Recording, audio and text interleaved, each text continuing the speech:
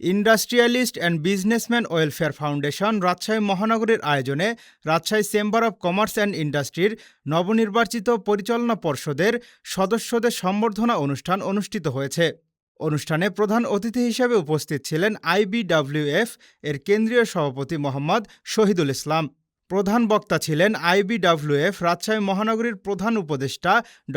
Mohammad Keramat Ali MP.